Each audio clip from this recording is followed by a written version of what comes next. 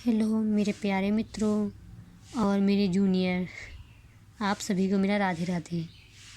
और आज मैं आपको बताऊंगी शिक्षा शास्त्र का ये जो पेपर है, ये है सेकंड पेपर, ठीक है, मेजर वालों के लिए। तो ये ज़रूरी है कि आप ये जानें कि आपका पेपर का पैटर्न कैसे आएगा। आ सकता है अति लघु, उत्तरीय, लघु और दीर्घ, ठीक है। हो सकता है कि दीर्घ आए। तो ये मेरे नोट्स हैं, ठीक है। तो मैं अपने नोट्स आपको दिखा रही हूँ और समझाऊंगी, ठीक है, कैसे क्वेश्चन आते हैं, कैसे बनाए जाते हैं।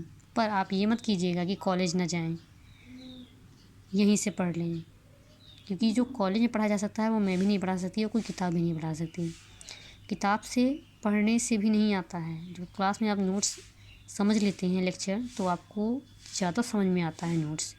मेरे साथ ऐसा ही हुआ, मैं यही करती हूँ, इसी वजह से मेरे अच्छे नंबर भी आते हैं। कितने आते हैं ये मैं आपको बात बताऊँगी। तो मेरा फर्स्ट ईयर कंप्लीट हो गया है, मैं सेकंड ईयर में हूँ। आपको वीडियो प्रोवाइड करा रही हूँ, सॉरी। और ठीक है, अब हम नोट्स शुरू करते हैं। और हाँ, बीच में बताऊँगी कि ऐसे ऐसे क्वेश्चन बनेंगे और क्वेश्चन दिखाऊँगी भी, क्योंकि बुक में सब कुछ दिया है, ठीक है। कहीं और से भागने की ज़रूरत नहीं सीरीज वगैरह में। तो देख लीजिए आप।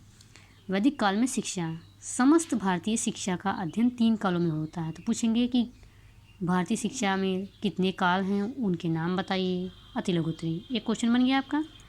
वैदिक काल, ब्राह्मण काल, बौद्ध काल, ठीक है। और वैदिक कालीन शिक्षा का संबंध ऋग्वेद की रचना काल से माना जाता है। पूछ लेंगे वैदिक काल की शिक्षा का संबंध किस वेद की रचना से माना जाता है, ठीक है, किस वेद की रचना से माना जाता है। विद्वान ने वैदिक कालों को अनेक कालों और कालों में बांटा, ठीक है। ये देख लेंगे ऋग वैदिक काल, उत्तर वैदिक काल, ब्राह्मण काल, उपनिषद काल, सूत्र काल, स्मृति काल। हमारी प्राचीन शिक्षा प्रणाली के मूलाधार वेद, ऋग्वेद, यजुर्वेद, सामवेद और अथर्ववेद हैं। और मैं आपको बता दूं कि अगर आपको वीडियो धुंधला दिखता है तो आप बता दीजिएगा कमेंट करके। आप बताएंगे नहीं तो हम जानेंगे कैसे। और अगर आपको पीडीएफ में ज़्यादा समझ में आता है तो पीडीएफ बना के मैं आपको समझाऊंगी, और अगर आपको ऐसे समझ में आता है तो ऐसे समझाऊंगी, ठीक है। तो ज़्यादा से ज़्यादा लोगों को शेयर कीजिए, क्योंकि ज्ञान देने से बढ़ता है, कम नहीं होगा। फ्रिज में अगर आप सेव रख लेंगे तो वो बढ़ेगा नहीं, देंगे तो खाएंगे, खुशी भी मिलेगी, ठीक है। लेकिन सेब ख़त्म हो सकता है पर आपका दिमाग नहीं, ठीक है। तो वैदिक कालीन शिक्षा का अर्थ पूछ लेंगे, वैदिक कालीन शिक्षा का अर्थ समझाइए, ठीक है। तो एक और चीज़, अगर आप शिक्षा का कोई भी आंसर लिख रहे हैं, खासकर लघु और दीर्घ, उसमें शिक्षा का परिभाषा थोड़ी सी या फिर कोट्स भी बताऊंगी कि परिभाषाएं कुछ होती हैं बहुत महत्वपूर्ण, तो उनको बीच में डाल देंगे ना तो आपको अच्छे नंबर मिल जाएंगे। तो ये रहा, ठीक है। तो वैदिक साहित्य में शिक्षा शब्द के अनेक अर्थ लगाए गए हैं, जैसे ज्ञान, विद्या और विनय, ठीक है। डॉक्टर अल्कतेकर, वैसे मैंने आपको शायद नहीं बताया ना, हमारी प्राचीन शिक्षा प्रणाली के मूलाधार वेद, ऋग्वेद, यजुर्वेद, सामवेद और अथर्ववेद थे। अगर कोई गड़बड़ी हो जाए शब्दों को बोलने में तो माफ़ कीजिएगा, क्योंकि मैं वीडियो अपने हाथ से बना रही हूँ, वो बहुत मेहनत से बनानी पड़ती है, क्योंकि घर में शोर होता है, ठीक है। तो इसके लिए लाइक, सब्सक्राइब और शेयर ज़रूर कर दीजिएगा। डॉक्टर अल्कतेकर वैदिक युग से लेकर आज तक भारत में शिक्षा का मौलिक तात्पर्य यह है कि शिक्षा प्रकाश का वह स्रोत है। ये बहुत ही महत्वपूर्ण, अगर आपको नहीं याद है कि उन्होंने ये कहा तो आप इतना अगर लिख देंगे तो आपको बहुत अच्छे नंबर मिल जाएंगे।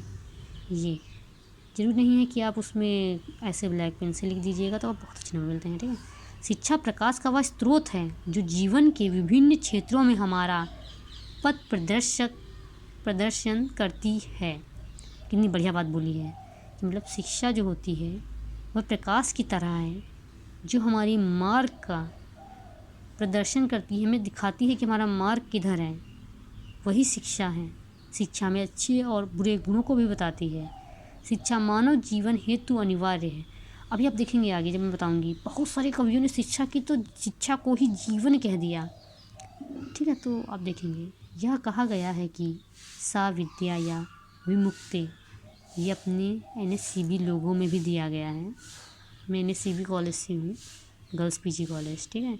सा विद्या या विमुक्ति अर्थात विद्या द्वारा मुक्ति की प्राप्ति होती है। सबसे महत्वपूर्ण वेरी इम्पोर्टेंट लाइन जिसको डालने पे आपको पूरे में से पूरे नंबर मिल जाएंगे। विद्या को मनुष्य का तीसरा नेत्र कहा जाता है। अब बहुत महत्वपूर्ण संस्कृत में, ज्ञानम तृतीय मनुष्यस्य नेत्रम। संक्षेप में हम कह सकते हैं कि वैदिककालीन शिक्षा का तात्पर्य उस प्रक्रिया अथवा अंतर्ज्योति से है जो मनुष्य को आत्मिक शांति प्रदान करने के साथ ही उसके व्यक्तित्व का सर्वांगीण संतुलित विकास करती है। इसका मतलब पता क्या है? सर्वांगीण यानी कि संपूर्ण, ठीक है, पूरा। सर्वांगीण विकास में इसे भी कह सकते हैं शारीरिक, मानसिक, संवेगात्मक विकास होता है। सर्वांगीण मतलब संपूर्ण, सब कुछ संतुलित विकास करती है। अगर गलत होगा तो बता दीजिएगा, वैसे मुझे जहाँ तक लगता है ये होगा। Very important question. ये लघु का है, वैसे मैं आपको बता दूँ, मैंने अपने टाइम में लिखा था, मुझे नहीं पता था कि अति लघु 3 आएगा, कौन सा आएगा, ठीक है। तो मेरे हिसाब से आपको ये कल बताती हूँ, बहुत लंबा वीडियो हो जाएगा क्योंकि मुझे भी पढ़ना रहता है, मुझे भी जो है पढ़ना रहता है, असाइनमेंट भी बनाने हैं, मेरे भी एग्ज़ाम नियर हैं, आपके भी एग्ज़ाम पास हैं, तो इसके बारे में हम कल चर्चा करेंगे। तो अगर वीडियो अच्छा लगा हो लाइक कीजिए, सब्सक्राइब कीजिए और शेयर कीजिए और बेल आइकन को प्रेस कर दीजिए। जितना भेजेंगे उतना ही आपका भी ज्ञान बढ़ेगा, आपके सहयोगियों को सहायता होगी तो आपसे जुड़ेंगे। और आप बहुत ज़रूरी है, अगर आप NSCB कॉलेज से हैं तो ज़रूर लाइक सब्सक्राइब कर दीजिए, क्योंकि मैं NSCB कॉलेज में शिक्षा शास्त्र विभाग से जो है मेजर सब्जेक्ट है मेरा, और मैं जो है उसमें जो मैं है शिक्षा शास्त्र की उपाध्यक्ष हूँ, ठीक है। 2nd ईयर मेरा है। कोई डाउट्स हो तो ज़रूर पूछ लीजिए तुरंत कमेंट करके। जब तक कमेंट नहीं करेंगे तब तक पता नहीं चलेगा। और सबसे महत्वपूर्ण चीज़ आपको बता देती हूँ। तो जाते जाते मैं आपको एक बहुत ही महत्वपूर्ण ज्ञान देके जा रही हूँ, जो यह है, एक छात्र का सबसे महत्वपूर्ण गुण यह है कि वह हमेशा अपने अध्यापक से सवाल पूछे। चाहे आप मुझे अध्यापक माने, चाहे अपनी मैम को या किसी को भी, जब तक आप सवाल नहीं पूछेंगे तब तक आप एक अच्छे विद्यार्थी तो कहे ही नहीं जा सकते। तो ज़रूर सवाल पूछिए मुझसे, अपने अध्यापक से, अपनी किसी से भी। तो ये APJ अब्दुल कलाम की लाइन है। तो बहुत बहुत धन्यवाद यह वीडियो देखने के लिए। तो कल मिलते हैं। Thank you.